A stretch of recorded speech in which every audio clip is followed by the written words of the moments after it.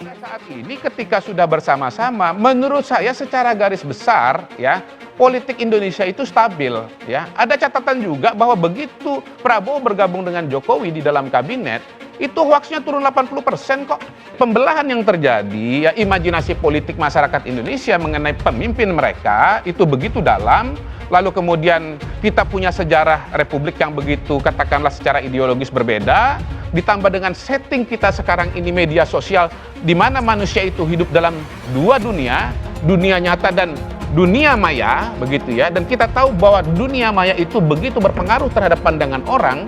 Maka kita sebetulnya ya, ketika kita membiarkan nanti polarisasi yang terjadi 2014, 2017, 2019 pada tahun 2024, maka ya nanti kalau terjadi tawuran nasional terbelah, nggak bisa ketemu ya antara calon presiden. Mau calon di screening, mau ini dibilang terlibat tahanan politik, keluarganya nggak bersih. Nah sekarang orang bisa nyalonkan orang sembarangan kan, nyalonkan saya, nyalonkan ini, boleh. Nah itu satu kemajuan dari demokrasi kita. Nah soal kita mau setuju atau tidak itu silakan dibanding dengan sikap lain gitu. Nah saya menghayati perkembangan yang menyangkut begitu-begitu saja, bahwa itu ya sudahlah masyarakat ingin. Saya tidak akan bilang iya, tapi juga tidak akan bilang tidak kan. Ya biar aja, coba lihat nanti perkembangannya. Atau nanti akan ada waktu dan tempat yang akan mendorong kita untuk mengambil keputusan. Ini masih lama, ini masih lempar-lempar bola.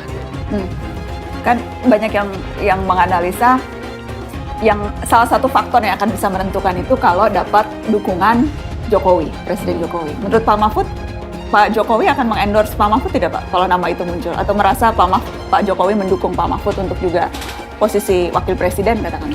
Pertama saya percaya bahwa Pak Jokowi akan menjadi salah seorang yang akan sangat menentukan, akan sangat berpengaruh. Meskipun bukan 100% tapi dia akan sangat berpengaruh. Ditanya soal Capres 2024, Mahfud MD sebut Prabowo di urutan pertama, kemudian Anies dan Ganjar. Wartakotalive.com Jakarta. Menteri Koordinator Bidang Politik, Hukum dan Keamanan atau Menko Polhukam Mahfud MD blak-blakan ketika menghadiri podcast Najwa Shihab pada beberapa waktu lalu. Dalam kesempatan tersebut, Najwa Shihab menanyakan pendapatnya soal ketiga calon presiden atau Capres 2024. Ketiga capres tersebut antara lain Ketua Umum Partai Gerindra Prabowo Subianto, mantan Gubernur DKI Jakarta Anies Baswedan, dan Gubernur Jawa Tengah Ganjar Pranowo. Ketika itu, Mahfud MD menyampaikan seluruh nama kandidat yang kini muncul dalam sejumlah lembaga survei adalah teman baiknya. Dimulai dari Prabowo Subianto, kemudian Anies Baswedan, dan Ganjar Pranowo. Kandidat, tanya Najwa Shihab, teman saya semua kandidat yang muncul di survei, ungkap Mahfud MD.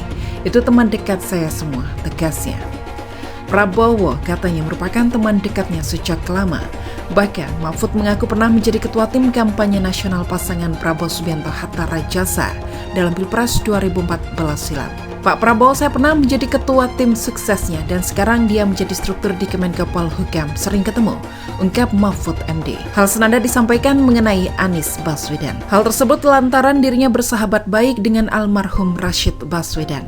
Anies Baswedan itu sejak dia kecil sudah dekat dengan saya, ikut dengan saya, bahkan di depan saya ayahnya itu pernah bilang gini, waktu Anies masih SMA kelas 1 atau SMP kelas 3. Nis, ini Pak Mahfud nih, mau berangkat ke Amerika, kamu besok kalau besar tiru Pak Mahfud, inilah orang sukses, inilah orang tekun, inilah orang pintar, ungkap Mahfud MD. Itu ayah Anies dibilang begitu oleh bapaknya kepada Anies ketika saya mau perpisahan ke Amerika pada waktu itu, tambahnya. Sementara soal Ganjar, Mahfud MD mengaku telah mengenalnya sejak lama. Tepatnya ketika dirinya dan Ganjar duduk di Komisi 3 dan Komisi 1 DPR RI. Ketika itu, Mahfud mengaku sepemikiran dengan Ganjar mengenai keresahan atas maraknya kasus korupsi di Indonesia. Dengan Ganjar, teman diskusi. Dulu, satu komisi di DPR di Komisi 3, di Komisi 1 pernah diskusi, ungkap Mahfud MD. Saya tahu ada kegundahan Ganjar tentang korupsi di negeri ini karena diskusi-diskusinya dengan saya. Jadi dia gundah juga dan sama pemikiran dengan saya. Saya pernah berkunjung makan di rumah dia untuk diskusi itu. Dia pernah khusus datang ke rumah saya juga makan untuk diskusi, bebernya. Jadi semua ini baiklah semua, apalagi sampai menang di survei biasanya kan karena punya kelebihan, tambah Mahfud MD. Merujuk pernyataan Mahfud MD, Najwa Shihab langsung menembaknya dengan sebuah pertanyaan. Pertanyaan itu mengenai alasan Mahfud MD menempatkan Prabowo di urutan pertama dalam penjelasannya. Tapi yang disebut pertama kan Pak Prabowo, tanya Najwa Shihab. Ya, sekarang saya balik. Belum sempat melanjutkan pernyataannya, Najwa Shihab pun tertawa. Dalam survei Lembaga Survei Indonesia atau LSI, Denny Cia bakal Capres Prabowo Subianto menang Pilpres. Hasil survei LSI, Denny Cia menyebut Ketua Umum Partai Gerindra Prabowo Subianto menjadi calon presiden atau capres yang paling banyak dipilih masyarakat. Elektabilitas ex Danjen Kopassus itu unggul dari Ganjar Pranowo dan Anies Baswedan. Fakta tersebut terungkap dari hasil survei nasional LSI Denny Cia pada 3 Mei sampai dengan 14 Mei 2023, seperti dikutip tribunnews.com pada Jumat 19 Mei. Dalam survei tersebut, Prabowo unggul dengan elektabilitas 33,9%. Sementara itu, Ganjar Pranowo berada di posisi kedua dengan angka 31,9%. Anies Baswedan sebesar 20,8% dan tidak menjawab sebesar 13,4%. Dengan perolehan itu, kata Aji, Prabowo menjadi satu-satunya capres yang berpotensi melaju ke putaran kedua.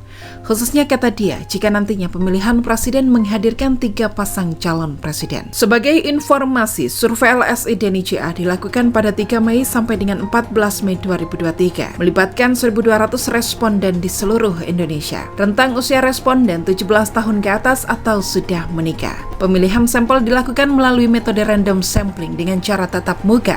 Margin of error survei diperkirakan kurang lebih 2,9% pada tingkat kepercayaan 95%.